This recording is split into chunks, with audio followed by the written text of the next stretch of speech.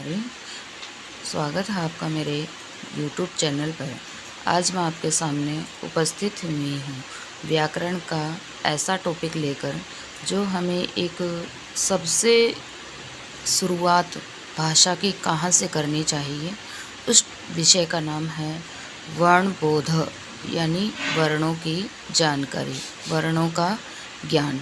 सबसे पहले हमें वर्णों का ज्ञान क्यों आवश्यक है, यह संस्कृत भाषा का विषय है। इसे कक्षा 3 से लेकर के कोई भी विद्यार्थी पढ़ सकता है और जान सकता है।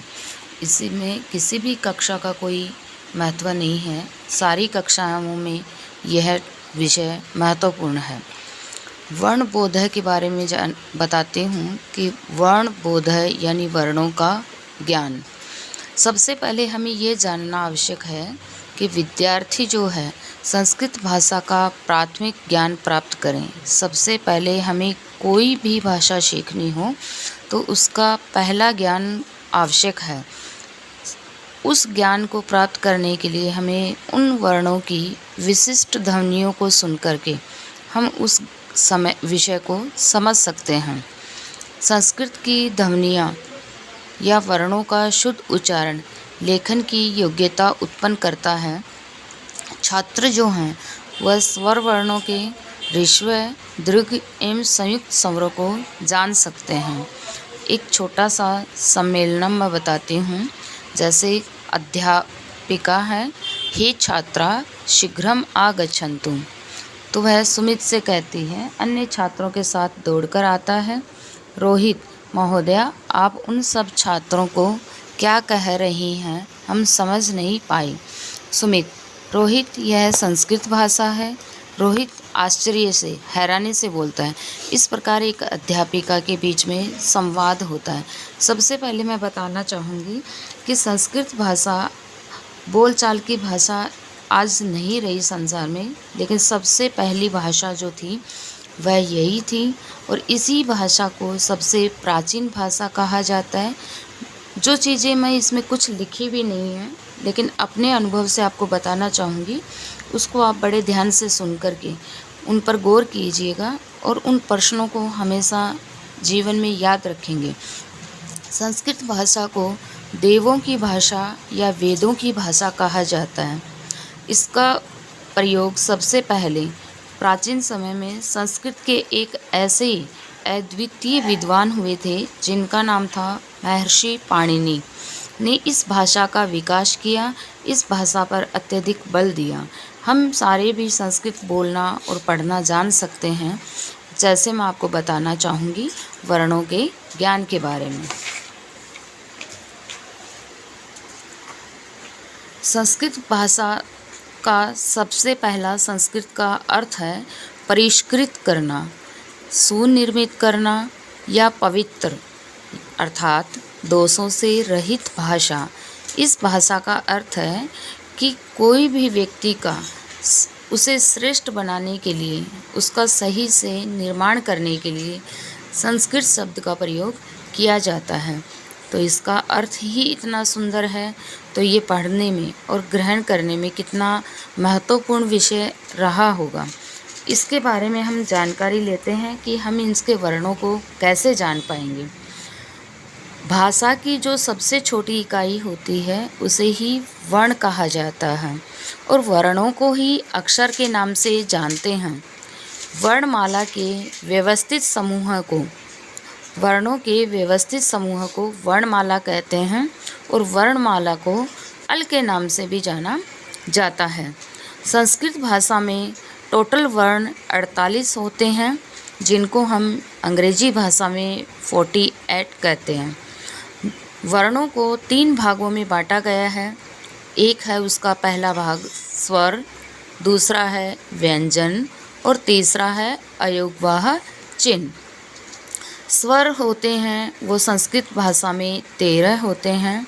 13 स्वर में अ, ई, उ, री, ली, ई, ऐ, ओ, औ। इस प्रकार से ये 13 स्वर होते हैं। इसमें री दो होते हैं, जिसमें छोटा ऋस्व और बड़े वाले में दीर्घ में गिना जाता है। लृ शब्द जो है इसको संस्कृत भाषा के स्वरों में गिना जाता है, लेकिन लिखने में इसका प्रयोग वेदों में ही देखने को मिलता है। तो लृ स्वर जो है इसका प्रयोग बच्चों वेदों में ही देखने को मिलता है। संस्कृत वर्णमाला में 13 जो स्वर बताए हैं, उस 33 इसमें व्यंजन होते हैं और 2 अयोगवाह चिन्ह होते हैं। 33 जो व्यंजन होते हैं उनमें क से लेकर के ह तक के जितने भी व्यंजन वर्ण हैं वो सारे शामिल हैं, जिसमें से क से लेकर के मैं तक के 5 लाइन वाले क वर्ग, च वर्ग, ट वर्ग, त वर्ग, प वर्ग, ये जो वर्ग पांचों वाले हैं इनको स्पर्श व्यंजन के नाम से जाना जाता है। य र ल व 4 जो व्यंजन बचे हैं इनको अंतस्थ व्यंजन कहते हैं। इनकी संख्या 4 होती है। ऊष्म व्यंजन जो हैं इनकी संख्या भी 4 होती है, जिसमें से श, स, स और है शामिल है।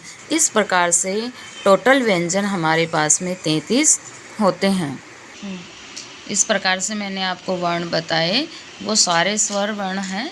ये आपको लिखे हुए मैंने दिखाए हैं, जिनको आप देख करके समझ सकते हैं।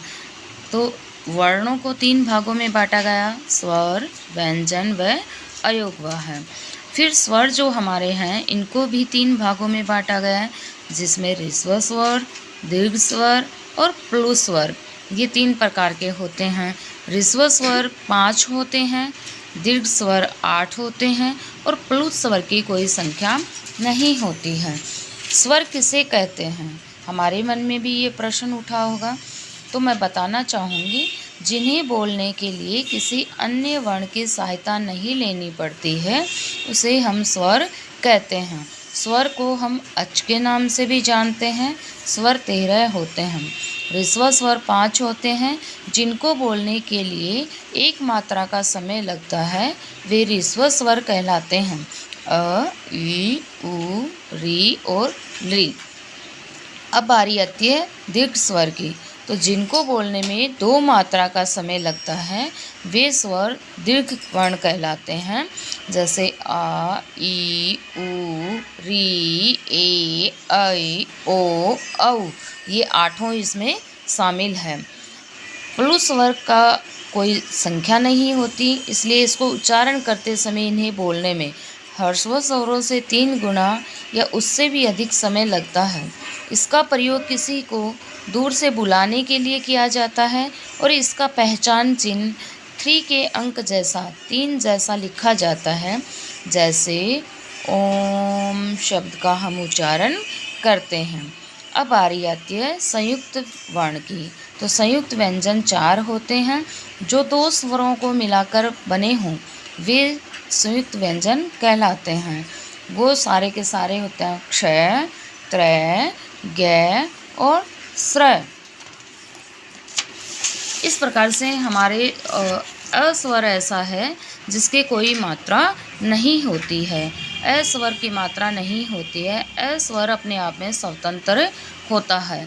अस्वर का प्रयोग क से लेकर ह तक के सारे व्यंजनों को बोलने के लिए किया जाता है। बाकी जो स्वर जो होते हैं उनके जो मात्रा चिन्ह मैं आपको दिखा रही हूँ, उन सारे मात्रा चिन्हों को ही हम मात्राएं कहते हैं। तो इसकी परिभाषा क्या हुई, स्वरों के जो चिन्ह होते हैं उन्हें मात्रा कहा जाता है।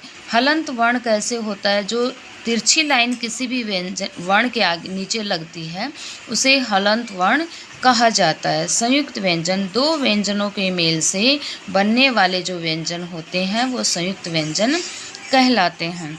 इस प्रकार से इसमें बहुत सारे क्वेश्चन हमारे सामने होते हैं कि स्वर क्या है, स्वर को कितने भागों में बांटा है, व्यंजनों को कितने भागों में बांटा गया है, प्लु स्वर का प्रयोग किस प्रकार किया जाता है। तो मैंने ये सारी चीज़ें आपको इसमें बताई हैं।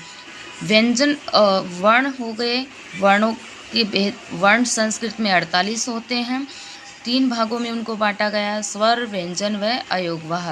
तो स्वर 3 प्रकार के होते हैं, ह्रस्व स्वर, दीर्घ स्वर और प्लु स्वर के बारे में मैंने आपको बताया है।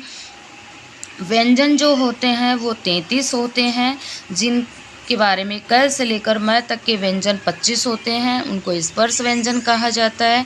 य र ल व 4 जो व्यंजन हैं उनको अंतस्थ व्यंजन कहा जाता है। श श है वाले चारों व्यंजनों को हम ऊष्म व्यंजन के नाम से जानते हैं।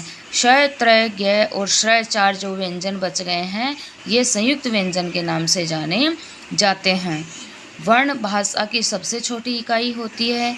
इसकी पहचान जिसके टुकड़े नहीं कर सकते वही होते हैं। कुछ शब्द आपको दिखाऊंगी ए से लेकर के सारे स्वरों से मिलते हुए। अ मीन्स अम्बा, अम्बा का अर्थ होता है माँ। अनलह का अर्थ होता आग।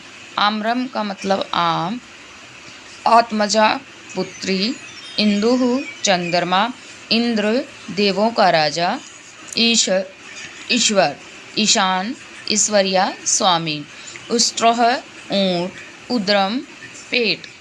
उर्णः ऊन। उर्मिः छोटी लहरिया तरंग। ऋषि ऋषि ऋणम कर्ज। ऋकार री वर्ग के लिए आता है। ऋकार भी री वर्ग के लिए। ऐसे एणः यानी हिरण। एणकः मीन्स भी हिरण होता है। ए से एरावत यानी हाथी। ऐश्वर्यम शक्ति धन दौलत। ओ मीन्स ओष्ठ यानी होठ। ओधः बाढ़। औधनिकः रसोइया। औषधि जड़ी बूटी। कमलम कमल। कटः चटाई। खरः गधा। खरजूरम खजूर। गंगः पवित्र एक नदी। गजः मीन्स हाथी। घोटकः घोड़ा। घटः घड़ा। डकार वाले वर्ण। चटकः चिड़िया। चंद्रः चंद्रमा। छत्रम छत्री। छात्रः शिष्य। जननी माता। जनः मनुष्य। झस मछली।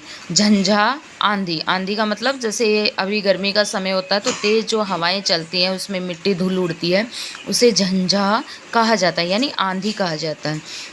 ट है कुल्हाड़ी। टिटीब है टिड्डा। ठकारा है ठठेरा। ठठेरा जो होता है वो बर्तन बनाने का काम करता है, उसको ठठेरा कहा जाता है। ठकुर है ठाकुर या देव मूर्ति। जैसे भगवान कृष्ण की जो प्रतिमा होती है उसे देव मूर्ति या ठाकुर कहा जाता है। डमरू यानी डमरू। ढक्का ढोल। ढोल है यानी बड़ा जो ढोल होता है उसके लिए। तरहु पेड़। तक्रम मट्ठा। मट्ठा जो होता है जैसे हम छाछ बनाते हैं दही से तो उसमें जो कच्चा घी निकलता है उसे मट्ठा कहा जाता है। दुग्धम दूध। दधी दही। ध्वजः झंडा। धेनुः गाय। नदः बड़ी नदी। निम्बः नीम। पलांडु प्याज को कहते हैं। पताका ध्वज यानी झंडे को। फलम फल। फलकम मीन्स फटा। बकह मीन्स बगुला। बलाका मीन्स बगुली। भरमर मीन्स भंवरा। भुजा मीन्स बाजू। मोदकः लड्डू। मंडूक है मेंढक। यज्ञ है यज्ञ। यति मुनि। रज्जु रसी। रजनी रात। लता बेल। ललिता सुंदर स्त्री। वाटिका बाग। वकः बगुला। सुकः तोता। शंकरः शिव। षट्पदः भंवरा। उद्रम पेट। सर्पः सांप। सखी सहेली। हंसः हंस। हिमक्रम फ्रीज। आगे आपको सारे स्वर मेरे द्वारा दिए गए हैं जिसकी परिभाषा है ऋस्व स्वर, दीर्घ स्वर, पलु स्वर और संयुक्त व्यंजन। अब मैं आपको इसके बारे में मात्राएं हैं जो सारी मात्राओं की पहचान आपको बताई जा रही है। हलंत वर्ण कैसे प्रयोग में लिया जा रहा है ये सारे वर्ण हैं।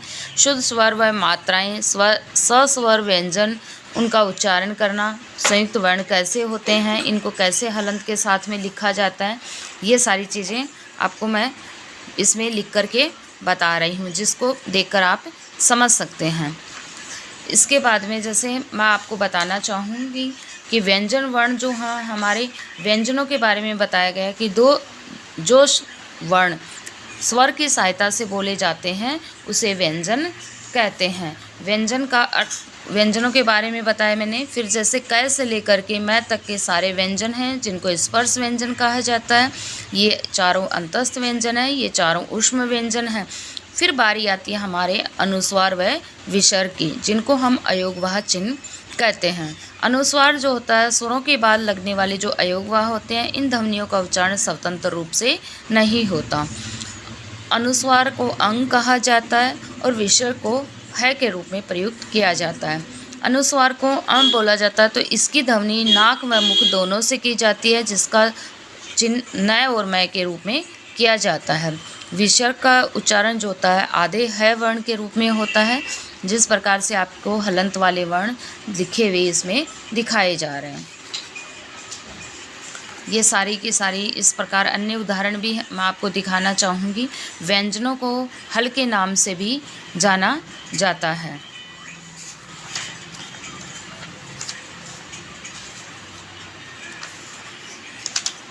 वर्ण विन्यास देखिए बच्चों, अक्षरों का जो सार्थक समूह होता है उसको हम शब्द कहते हैं। शब्द जिन अक्षरों से बना हो उन सबको हम अलग अलग करते हैं, उसे ही वर्ण विन्यास कहा जाता है। आइए मैं आपको कुछ उदाहरण समझाती हूँ। जैसे अनलह शब्द दिया गया है तो इसका वर्ण विच्छेद हम कैसे करते हैं। अ प्लस न प्लस अ प्लस ल प्लस अह। कुछ उदाहरण अन्य आपको और दिए गए हैं जिसको मैं आप लोगों को वर्ण विच्छेद के द्वारा ही बता रही हूँ।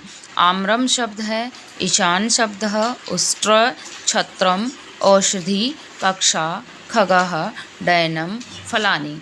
इस प्रकार से आपको कई अन्य उदाहरण दिए गए हैं जिसका अभ्यास कर करके आप इनको वर्ण विच्छेद करना सीख सकते हैं, जो आपको संधि के लिए भी आगे काम में आते हैं। फिर कुछ उदाहरण जो हैं आपको वर्ण विच्छेद के द्वारा दिए गए हैं, जिनसे आप वापस शब्दों को कैसे बनाते हैं। अ प्लस ज प्लस अह, अजः, जैसे माला, मृगः, सूर्यः, वृक्षः, पुष्पः, मयूरः, शक्टः, कंदुकीन, शाकानी। शाकानी का अर्थ होता है सब्जियां जो होती हैं उसको कहा जाता है। सक्टः बैलगाड़ी होती है उसको। कंदुकेन जो बोल होती है, गेंद होती है, उसको कहते हैं। मयूरः मोर को बोलते हैं। इस प्रकार से वर्ण का जो हमारा विषय था, इससे रिलेटेड सारी चीज़ें मैंने आपको बताई हैं। अगर कोई चीज़ रह गई, आपको समझ में नहीं आई, तो कमेंट कर करके आप पूछ लीजिएगा। धन्यवाद।